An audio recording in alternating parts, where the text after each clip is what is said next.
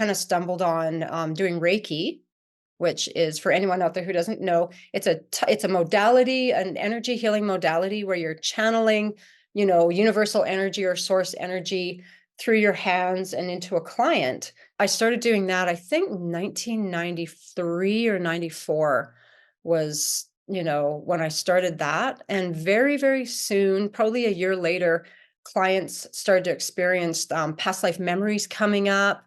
And I started reading past life memories or past lives for clients as well. And it just kind of all fell into place. Reiki is a specific type of energy healing? Yes. So what it is, it was developed by a Japanese guy. He was He was a Christian Japanese fellow. I can't remember the story exactly, but he fell asleep or was in a meditative state and channeled some symbols and felt that people could use the symbols and channel energy through their hands. And so if you take a Reiki course, the person will, kind of teach you what to do, and then they'll sit you down. They'll do like almost like a little ritual with you to help kind of give you those symbols, and then you start using them. I recommend to anyone who's really, really wanting to, become more psychic, get your first and second degree in Reiki. Because I know for me, when I got my second degree, everything ramped up really, really quickly. And if you're using it all of the time, you're basically channeling source energy in a very intentional way.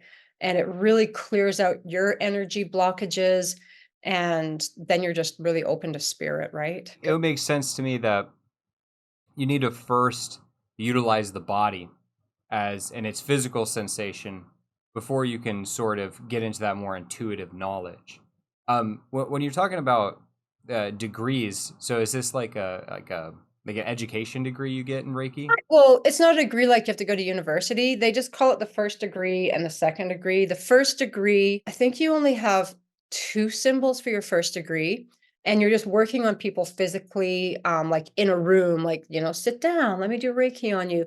And then you get your second degree and you can do long distance Reiki. And then your third degree is becoming a Reiki master and you can teach others.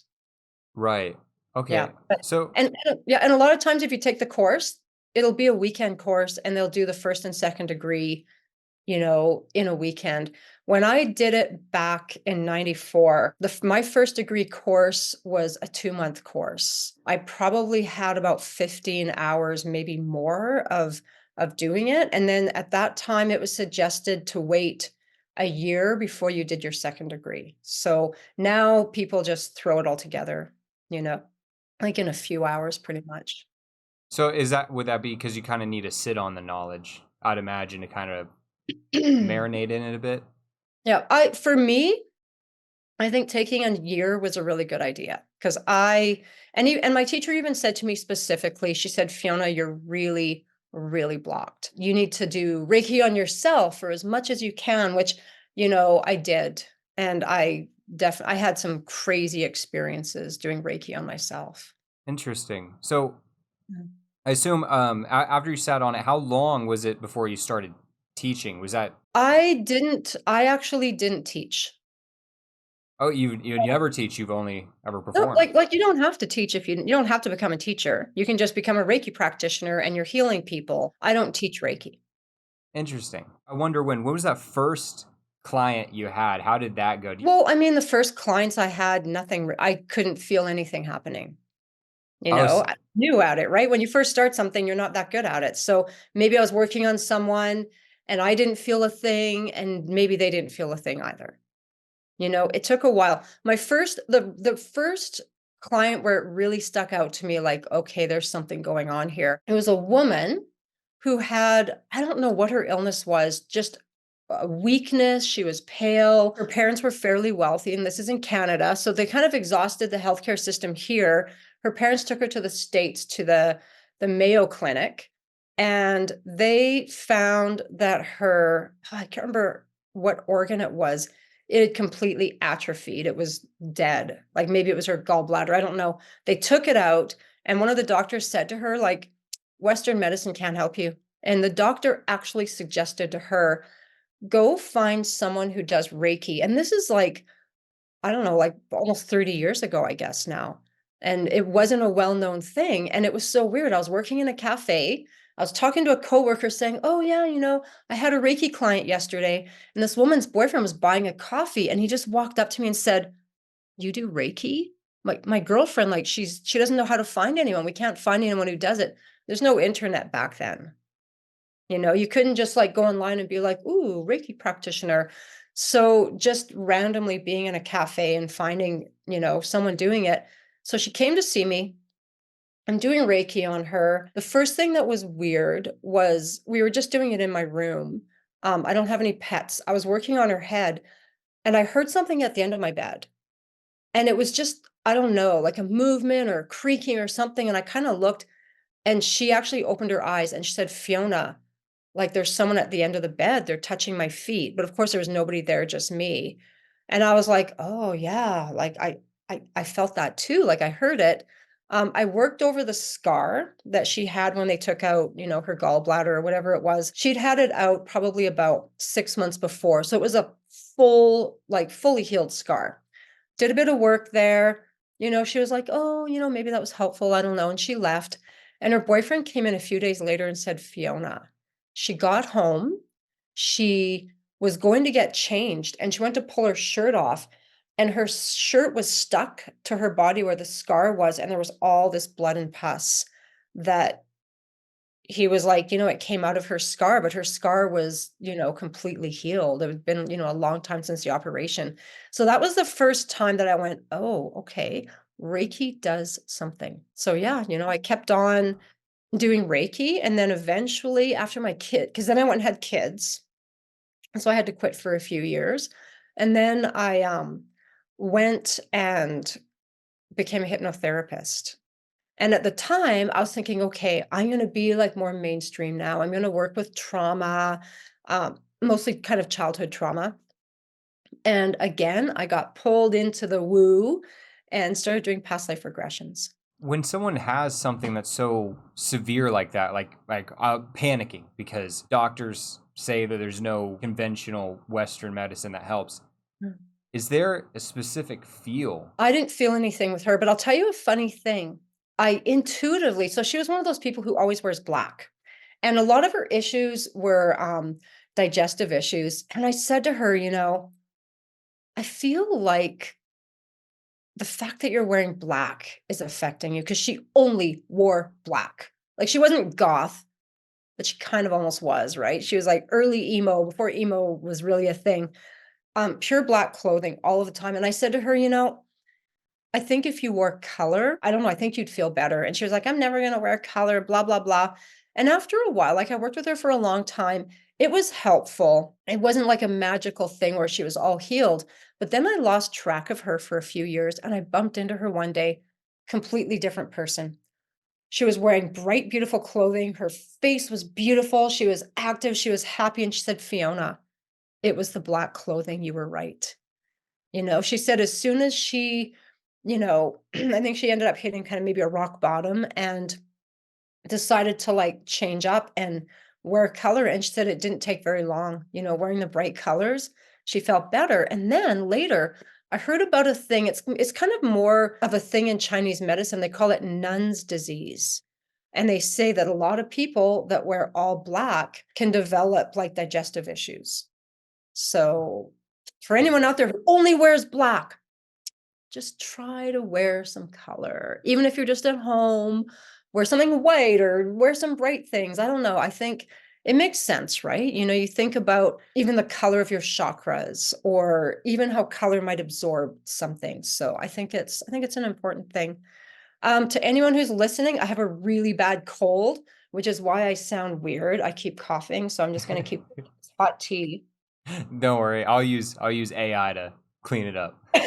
Oh, really? Yeah. Okay. Oh, wow. Okay. I do understand the color kind of theory to it because colors are just different wavelengths. When you get down to the base physics of it, your stomach is where the kind of sun of your life is. And if you're just constantly in the void that's all black, where's your sun at? That's your Exactly. I get that.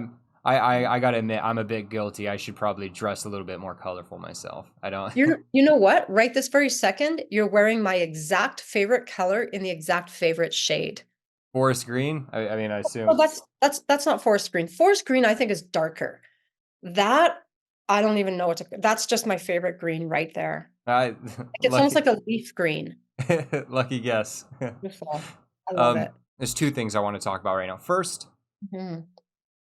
Western medicine. I'm someone that, I grew up with doctors and nurses in my family, and they often are very receptive to other sorts, I guess you could say, intuitive healing, where that's stuff like meditation for Mhm. things like stress and ADHD. You have energy healing. And of course, they're really big into like tarot reading, palm reading, kind of those intuitive physical symptoms on the body as well. As you're experiencing an energy healer, where do you feel Western medicine fits into our society as a whole? Is it something that's gone completely? If you have a broken leg and you come to me, I can't fix your leg. If your eye falls out of your head, you have to go to the doctor. Like, I don't know, like we have to be really discerning with stuff like this.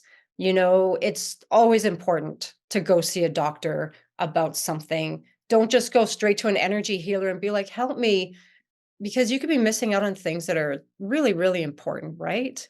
Like we have to have one foot in the physical world and then maybe one foot kind of dipping into the metaphysical world. Like yeah, we're spiritual, but we're in human bodies on a planet, and we have to live here and take care of the bodies that we have, right? I don't have a dislike for doctors. Like, I mean, I did home birth both my kids because, I wanted to do that on my own, but I'll go to the doctor if there's something wrong. If it's emotional, I'm obviously going to do energy work.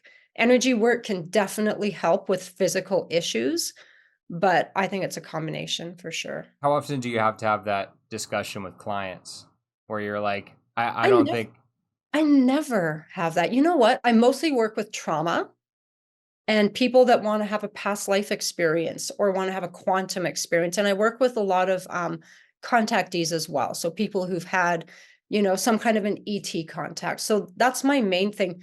I don't often get people that are physically ill that come to me for help. When I do get those people, they've already been to the doctor a lot.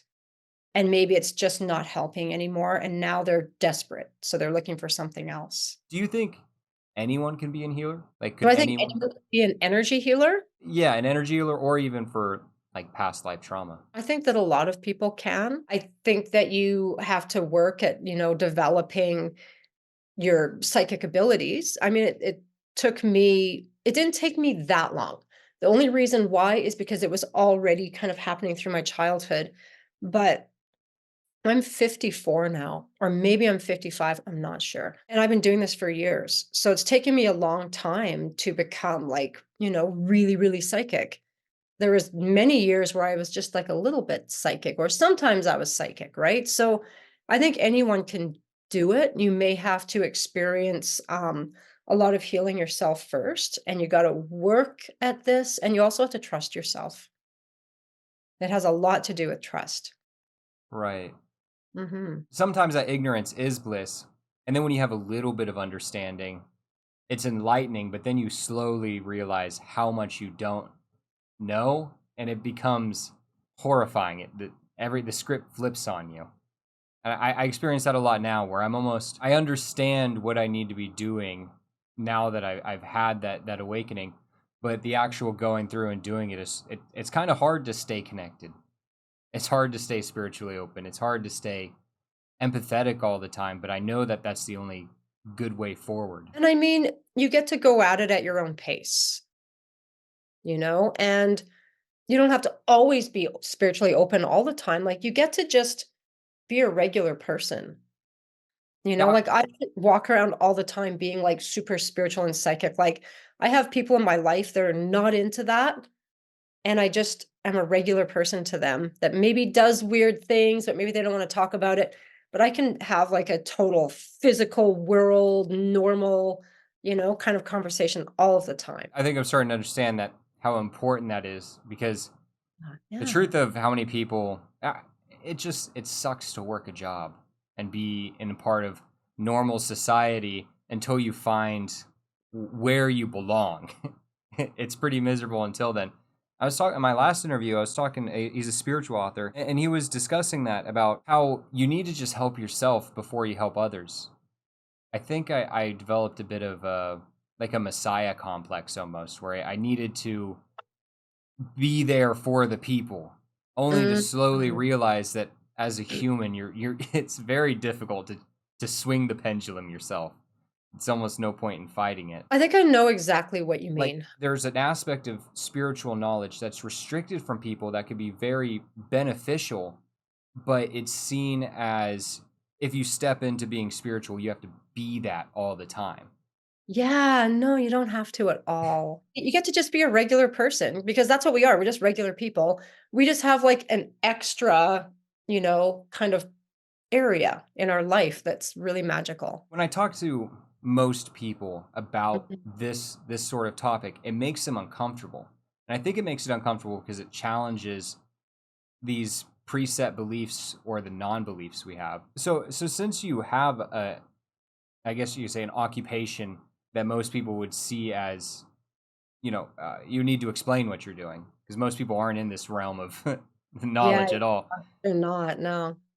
Have you ever had bad experiences with people if you've tried to explain what you just like random conversation on the street? Have you ever had backlash for it? I had one experience. Like what I'll say is mainly when I talk to people, when they say, "What do you do?" I just say, "I'm a hypnotherapist." And sometimes they'll just say, "Oh yeah, cool," and they'll walk away. Or they'll say, "Oh, a hypnotherapist. Like what do you do? What do you do as a hypnotherapist?" And I'll usually just kind of say, I, deal with childhood trauma, anxiety and depression. And I'll leave it at that unless they look really interested. And then I'll say, "I also do past life regressions."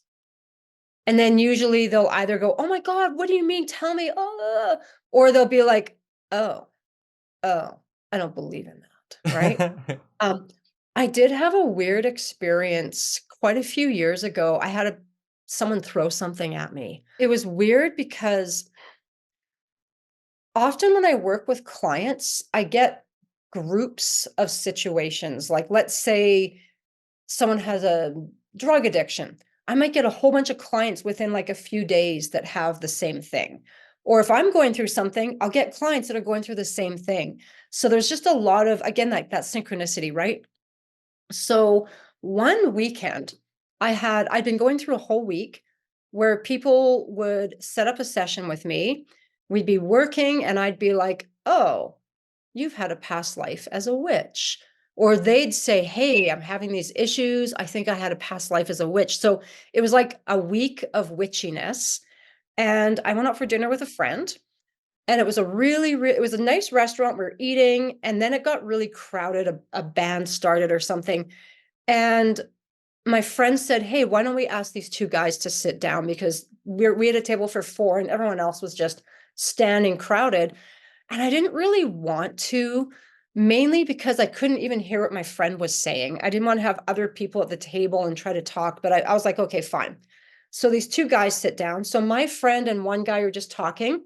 And I'm talking to this man, and he looked so weird to me. I was looking at him, trying to figure out like what is his look?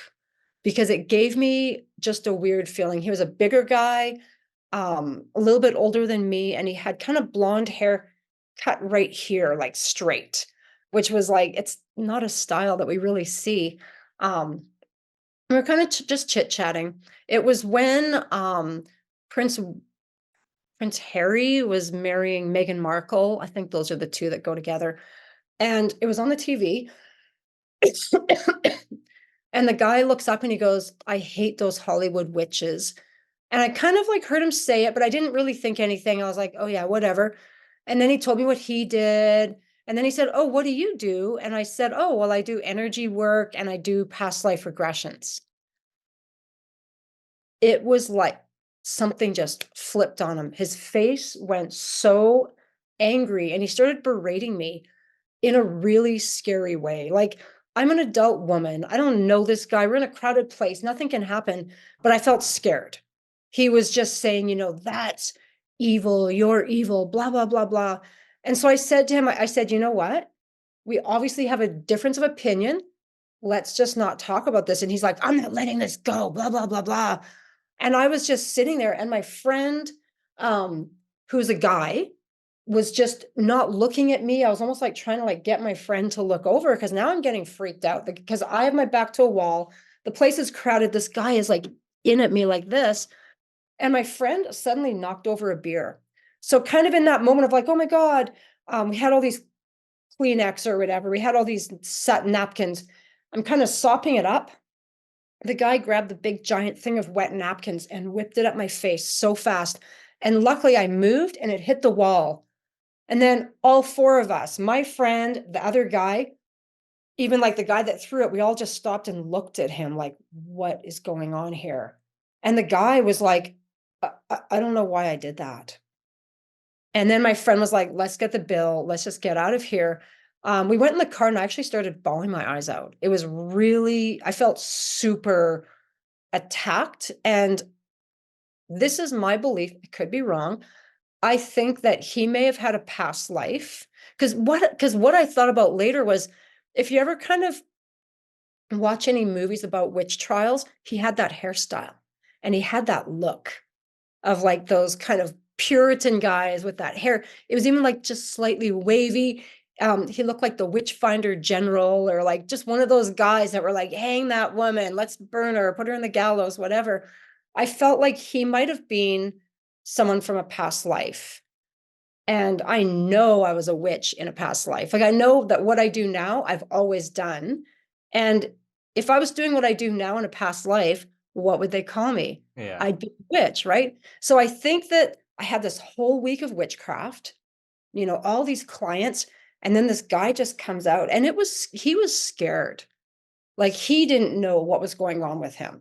So maybe he went home and thought hard about what kind of a person he was. And maybe he had some growth or, whatever, but it was a weird moment. And, this kind of thing happens all the time. That's You know, crazy. You know, like there's, sleeper agents, where you say like a word to a Russian spy, and then they awake and start attacking. You did I that to know. like a past life guy. Yeah, that's what it actually felt like. And it was just weird that he had, because I kept looking, even in the beginning, I was like, why does he look like this? Like, who looks like this on purpose? Nobody. It was just the weirdest look. He looked so familiar, because he looked like a guy that would arrest a chick for being a witch, right? So Maybe this isn't your first run in with him. I don't think it was. I really Maybe don't think it was. yeah. Maybe he Now, recognized. He's like, that's the one that got away. I don't, but now it's not illegal anymore. So That is true. Freedom of religion. I mean, hmm. yeah, that's insane. I think sometimes being a more sensitive receptor can really trigger those who have no sensitivities whatsoever. Like they want to take away your soul, because why would you attack someone off of it? That's like it's like they did something to you personally. Well, I mean, he obviously thought that a lot of women were witches, because he was calling Meghan Markle a Hollywood witch, Yeah, that's right? true. So he had witches on the mind. It already was like, he didn't even know me yet. He already said it. So he came to me because what did I do all week? I worked with witches, Wow. you know? When you do this kind of work, this just becomes your life, Are synchronicities something that happen once you just become more spiritually aware? Yes. So, okay, this is my belief about synchronicities just based upon my experience. When I see it the most, it's when I'm being super positive. Like some people might notice when they first get together with someone and they're so in love, there's all these crazy synchronicities and they're like, oh my God, it's my soulmate. These weird things happen. It's not, those things aren't happening because the person's your soulmate. They're happening because you've moved into that vibrational place where synchronicities can happen, right? So when I see synchronicities happen, it'll be when I'm super happy and a lot of great things are happening. It'll be when I'm doing a lot of manifestation work or meditation or spiritual work. That's when it happens. If I'm not experiencing synchronicity on a fairly regular basis, then I have to wonder what's not going right in my life right now. Like, what am I not doing? I think I've become a victim again. I think I forgot about the quantum field. That's, that we're like part of that quantum stew. When I remember that we are just these subatomic particles and that we react, and everything around us reacts to our observation and our intention. When I remember that, synchronicity becomes like a normal part of that. So we create synchronicity, I think. Yeah, when people say universe needs to give me a sign, I think the sign is if you're getting no signs, you need to be a little more aligned. You're missing out Yeah. on something. Well, and think about this. When you ask the universe to give you a sign, I think you're giving yourself the sign because you're the universe. I think that was the hard part I was talking about earlier, where when you got to do the hard work, but no one wants to do the hard work, especially whenever you know that karma and the universe will reward you for being a good ethical person, and then you realize how hard that is in a world full of demons. It's a struggle. Lots of people get rewarded that aren't very nice. Yeah, Haven't what's you what's up with that? noticed? Well, you know what? I don't believe in karma.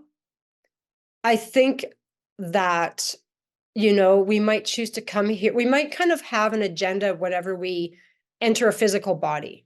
It's like, okay, I'm going to be an energy worker. Oh, but if I want to be a good energy worker, probably going to have to get sexually abused as a kid and have a really shitty childhood so that I can understand, not just be sympathetic, I can be empathetic when I have clients that come who need help, right? So maybe I chose my exact, parents and the situation I grew up in. So I could say, oh my God, poor me, I was really, really unlucky. And I was really unlucky, but maybe that was meant to be, so that I could do the work that I do. So maybe some of the unlucky things that happen to us, we may have to some degree chosen to have those experiences for a reason that we can't see. And I know people are going to jump on that and be like, oh, I didn't choose this horrible thing. Again, we can all have our own, like, we're all welcome to our own beliefs. Um, I think unfortunate bad things do happen. We're in physical bodies on this planet and we are a bunch of savages and we do shitty things, right? So So whenever you say you don't believe in karma, is it just the reward system that goes along with it, or is it generally that things are predetermined? no, what I think is this, no human is perfect.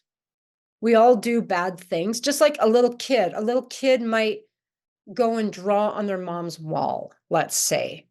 You're not going to be like, you're an evil child and you're going to have to pay for that one day in the future or maybe in your next life because you drew on the wall. And the kid's just like, I'm sorry, you know? And I think it's the same. Like people do things that are bad because of unhealed trauma, the stuff that they've learned, the way we've all been hypnotized. We're in a hypnotic state from birth to the age of 7 roughly. And so stuff is being downloaded into our little theta state brains. We're like, oh, people are supposed to hurt each other. Oh, dads hurt moms and moms hurt dads. Okay, I'm going to do the same thing, right? Like we learn all this stuff and then we have to somehow dehypnotize ourselves if we have the skills or the tools or even the knowledge that we can do this. So when someone does something bad, it's hard for me to say, oh, that person's, a jerk or they're evil or they're horrible or karma's going to get them. We're unhealed and we're imperfect and we don't know. So let's go back to the witch hunter you had the encounter with. Yeah, yeah. Let's say he comes to you as a client, right? Is there a Mm-hmm. level of anger that supersedes any sort of healing? Do you think people can get too far gone? Oh, oh, like if he came in as an angry person? I guess in general, I'm wondering, do you think people can get too far gone to where they can't even have any sort of self awareness? Like healing Well, would be I impossible. mean, scientists might say, someone's a sociopath or a psychopath. If there's maybe brain trauma that affects their brain, I might not be able to help them. I might not be able to work with them, or might not even come to me anyway. I would like to believe that everyone has a chance, even their last day on earth, they have a chance to heal, change, grow, process stuff. Um, I don't think anyone's beyond healing. Doesn't mean that I would take that on. I'm good, but I'm not like that good, right? Well, what about the brain? Because yeah, I know you can go over certain parts of the body. Do you ever concentrate just on healing a Oh brain? yeah. Oh yeah. Oh yeah. What's I mean, okay, so I'm not doing physical Reiki as much as I used to because most of my clients I work with over Zoom. So I don't, even when clients come to my house, I'm not like, sit down, let me do Reiki. Kind of use this more for like my kids or a partner or even myself. I concentrate more on, I do get in kind of a Reiki state. So I'm channeling, source energy, but I use a lot of somatic healing modality. I use every healing modality I can find, right? Mixed in with a lot of stuff that I just, learned as a hypnotherapist and regression work. And because I can read past lives, sometimes I'll just be like working with a client, getting them to notice where in their body they're feeling something that doesn't feel right. And then maybe in that spot I might suddenly just tap into a past life, and I'll be like, oh, I noticed there was a man with a wheelbarrow, or whatever's happening, whatever I see in their body. interesting? Um, Mm. so are there any misconceptions you want to clarify about energy healing? Is there something that you get hit with a lot that people seem to be confused about? I don't know. I don't think so. Like I'm really good at, I mean, most of my clients who come to see me are already super open. Like they're open-minded, you know, they they already have an idea of kind of what they want because they'll be like, "Hey, I want to have a regression," or "Hey, I have some trauma I want to work on," or "This weird spiritual thing is happening," or I don't know, I think some ETs have been taking me, for a few years or whatever, right? So, I guess maybe one big misconception that really kind of gets on my nerves is just how people feel about hypnosis. Everyone has seen something on TV or something in a movie, or even like maybe little clips on YouTube where people are so hypnotized that they're like, acting like or quacking like a duck or whatever.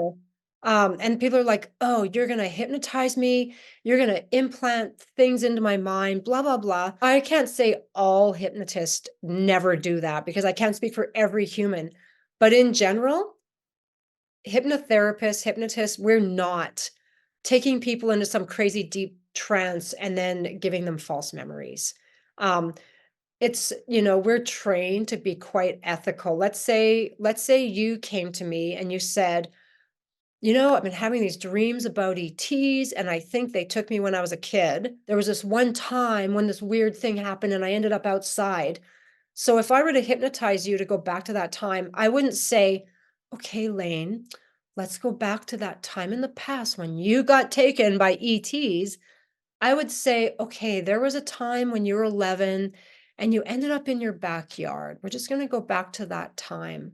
So I'm going to take what you've given me. I'm going to ask very general questions like, what's happening now? What are you noticing? What are you feeling now? Okay, what happens next? I'm not going to say, let's get to the part where the UFO landed in your grass, right? Like, so I think that is a misconception that kind of bugs me. And when we're hypnotized, it's not, I mean, in rare cases, a client might go super deep and they are talking it all out as if it's happening in that second. But generally, when you hypnotize someone, the person is conscious that they're in their living room, that they're talking to Fiona, and that they're in a deeply relaxed state, and they're just easily able to access memories, but they are in control. Like, they're completely in control, relaxed, and stuff is just popping up for them. Do you think that the knowledge about past life traumas, intuitive healing, energy healing, should this stay more for the people that want to seek it out, or should this be integrated into higher institutes of learning. Like, do you think research would do well, or do you think it would actually harm the field? You know, of course, if you bring this up with anyone that's traditional or in an academic sense, they see it as woo woo. When in fact, Yeah. if you actually go out and speak to doctors, you know, that's often not the case. Hmm.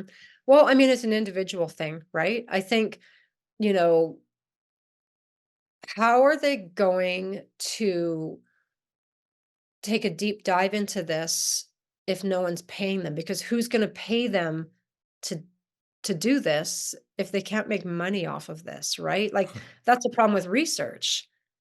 You know, who pays for research? The people that really need that research done for monetary reasons.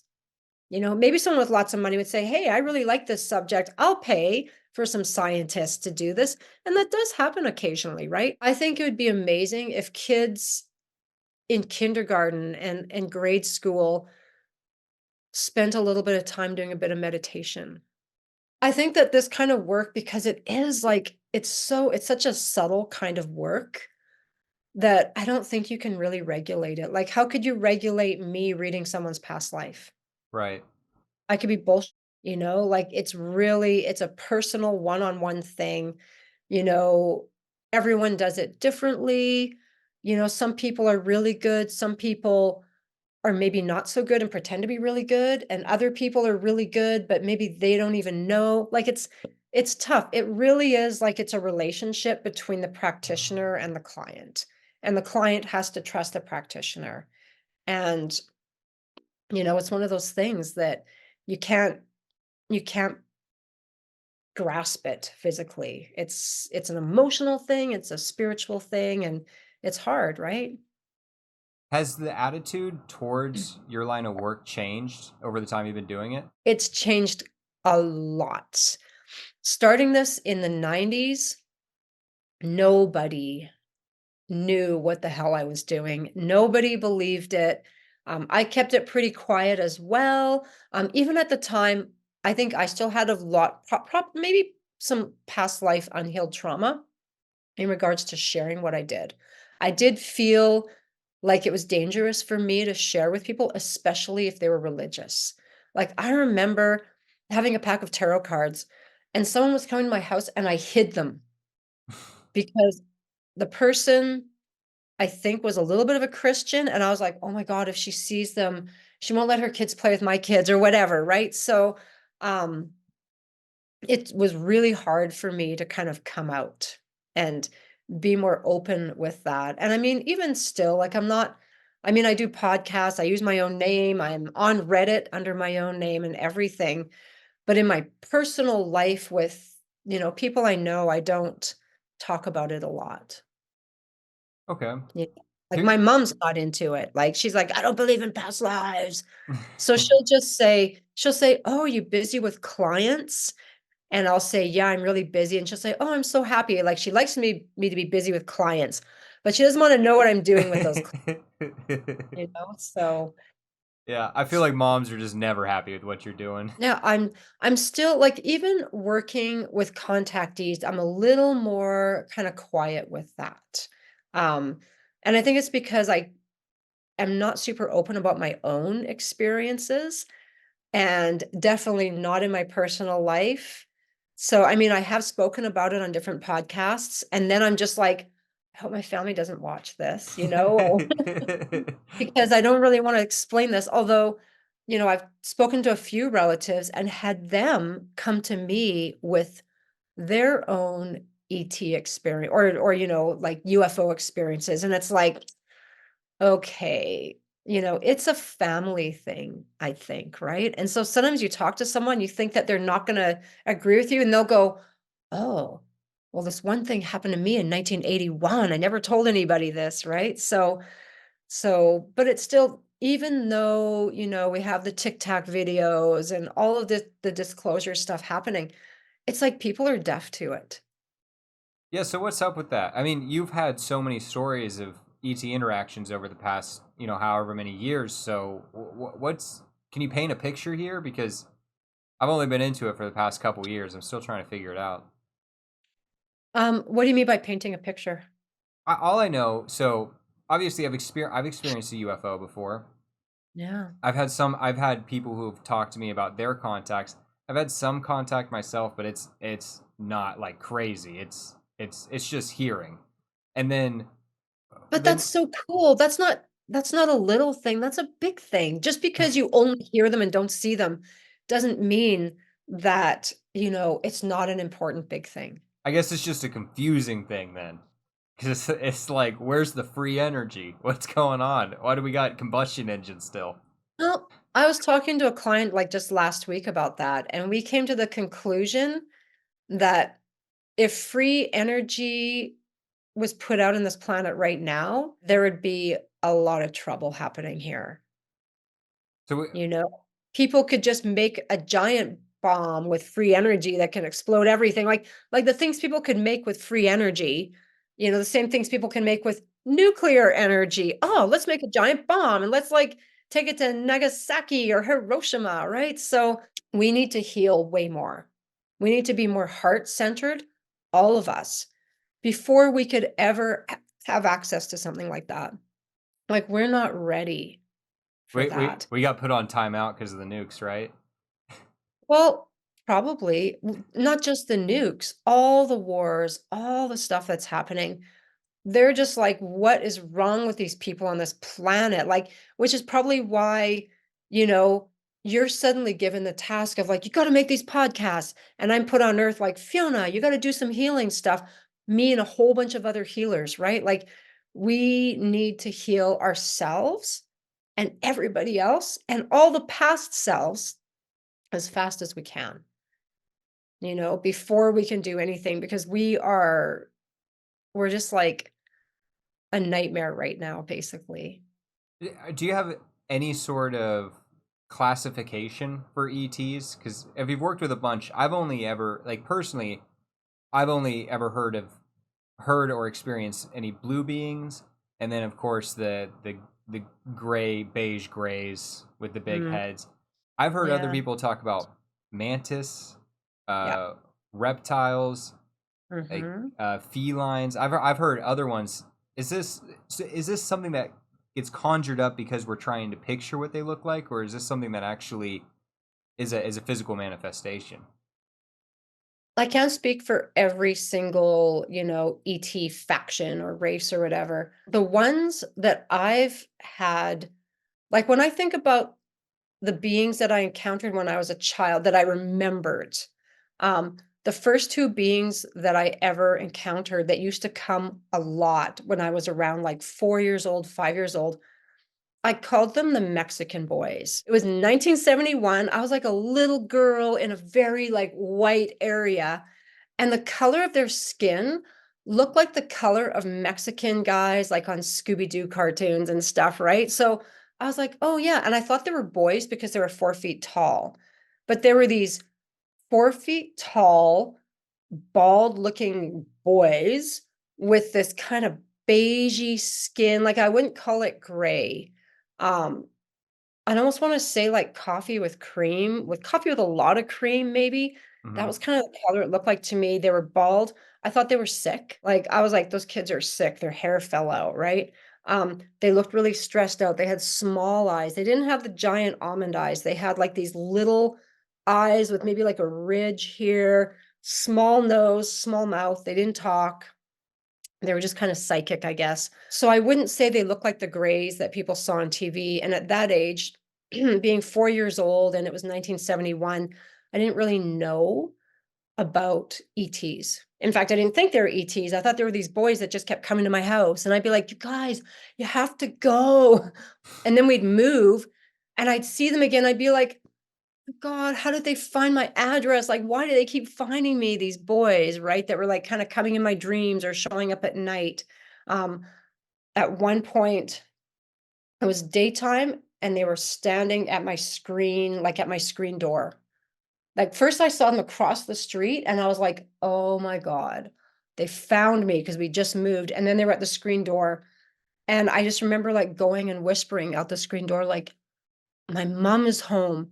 If you come in the house, she's gonna get really mad. And they were just like these two weird twins, right?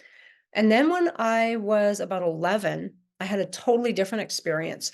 a really, really vivid dream. And it felt like a dream. It felt like a vivid dream. Like I didn't feel like I was physically somewhere, but it felt like almost maybe lucid dreaming or astral projection.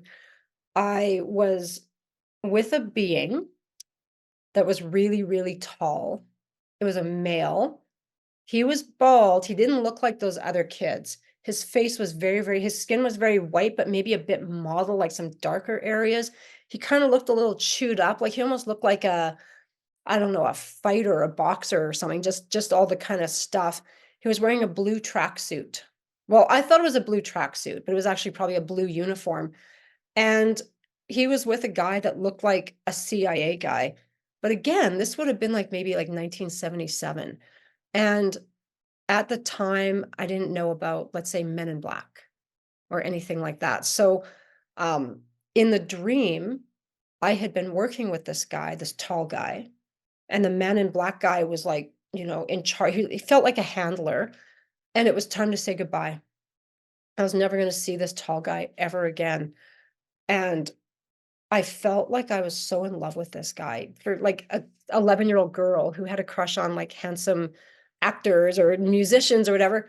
How could I have a crush on this ugly, I'm sorry if you're listening, on this thing that shouldn't have been attractive to me? He looked like he was in his 30s and we were both really sad. He didn't talk, I didn't talk. There was just this depression, this horrible feeling of like, oh my God, never going to see this person again. It felt like soulmate level. Um, I was being allowed to say goodbye to him. And I was depressed for weeks, if not months after that dream. Like for a few days, I didn't go to school. I told my mom I was sick. I stayed in my bed crying. I was like brokenhearted over this. But then what's so weird is, over the years, I was like, oh, that was a weird dream. Let me tell you about this weird dream I had about this like creepy thing. It was kind of like an alien. So fast forward to even just a couple of years ago, there's a painter. His name is David Huggins. He lives in the US and he's a lifelong experiencer and he paints all of his experiences. So one day I find him on the internet. I'm looking at pictures of his paintings and I'm like, oh my God. Almost all the beings in his paintings are beings that I've seen, specifically the guy in the blue pantsuit, tracksuit uniform. Big, tall, bald guy, white head, the same shade of uniform even. It was so weird. And I how could he and I have that same experience? And even there's an interior that he paints, and I'm like, "Yep, that looks familiar." There's, like, I had names for the being, so I called him the blue guy. And obviously I had the Mexican boys, and there was another one that had a very big white head, and I called him Mushroom Head. And then there were more of like a mantid looking being, and I called them the bug men. So David Huggins has all these creatures painted from his memories. And I'm like, yeah, I know these people. So he and I obviously have had a similar experience. He was able to, illustrate that. I just have the memories, and other people have similar memories. Like, I don't know about feline ETs or even like the really beautiful kind of Nordic looking ones. They weren't my experience. I've had lots of clients that have had those experiences, including the feline ones. So, if this is interdimensional, all bets are off. It could be anything, you know? Yeah, it doesn't seem too random though. It seems like we have a certain like you had the same experiences as the painter. Some people have Yeah. feline ETs. There is a certain you get put into a category, I guess, of experiencer. I very rarely see someone or when I did do a few interviews for ET where someone's had experiences with all of the people are usually it's the grays or it's the mantids. Yeah. Something sticks to them. Yeah. Or maybe a couple of different ones. Yeah. Like, yeah, I don't know. Yeah, I haven't had any blue people or felines or tall, gorgeous people. Just my tall, not so gorgeous person, right? Who I thought was gorgeous in a weird way. And it's so weird. You know, when Breaking Bad came out, you know Mike in Breaking Bad, Yeah. like the old, he looks kind of like my ET guy, right? So Oh when I my saw Mike, goodness. I was like, ooh, Mike, like he looks a little roughed up, right? And he's like so like kind of ugly in a beautiful way. I was like, that looks like my guy. But what was weird also in Breaking Bad, do you remember those twin Mexican guys? I'm trying to remember. Oh wait, They no, were no, I like, do. Yeah, yeah. yeah, they were like the cartel guys. They didn't talk. They were twins. There was two of them and they were bald and they walked around like they looked like my Mexican guys. So to me, that's a big synchronicity.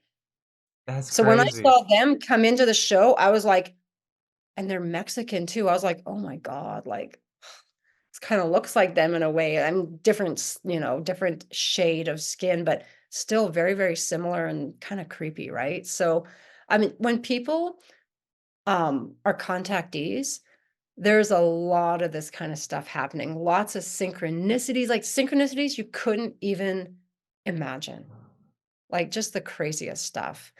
It's so fascinating to me. Like I love synchronicity because it's like not someone, something, maybe yourself.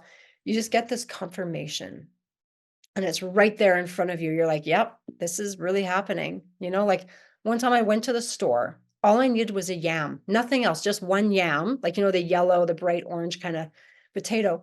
I come out with a yam. I get in my car. I'm pulling out of the parking lot and there's a car in front of me. Their license plate says yam. And I'm looking at the yam, beside me on the passenger seat. And I'm like, what are the chances? Like, come on. This is so weird, right? My favorite ones are I'll be watching a show with my girlfriend and then I'll say something or reference something completely off topic. Like I'll say like something about Colombia. And then immediately after on the show, they will be like, "Oh, that guy from Colombia has nothing to do with it." And you're just like, "What are the odds I Yep. say it 2 seconds before he screams it?" Yep. That happens to me a lot. Or I'll be like writing an email and I'll be watching something on Netflix and I'll just right as I'll like type the word dancing, someone will say dancing at the exact same second. Or it'll be a number. I'll be like, okay, I'm making an appointment with you for June 24th. And right when I put 24th, someone on TV goes 24th.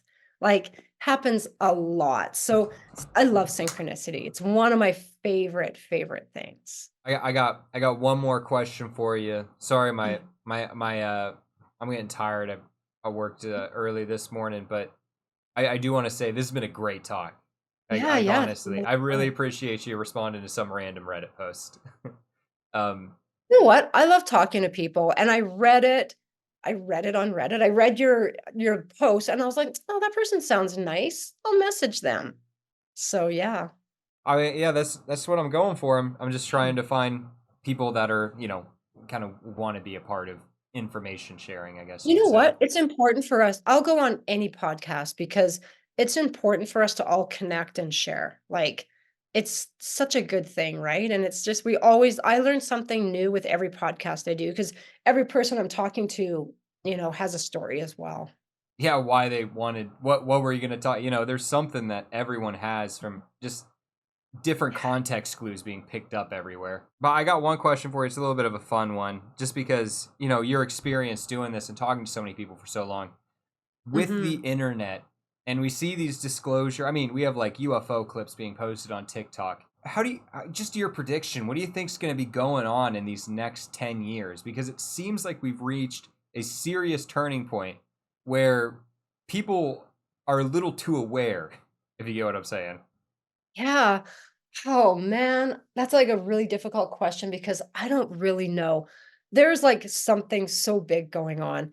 And I've been watching this for years, but I remember even just a few years ago saying to someone like, something big's happening. It's coming really quickly. It's really happening. And I feel like we're going up, up, up, up, up, up. I feel like there's going to be this point where something's going to crack open. I honestly don't know. I don't know what's going to happen. But I'll tell you one thing. I'm not afraid. I'm not worried. I'm not stressed out. I'm very excited. I feel that whatever's coming was meant to happen, and we all wanted to be here for that, whatever it is. And Right. And like we never really die. I know this because I do past life regressions. We are pure energy in a body walking around doing stuff.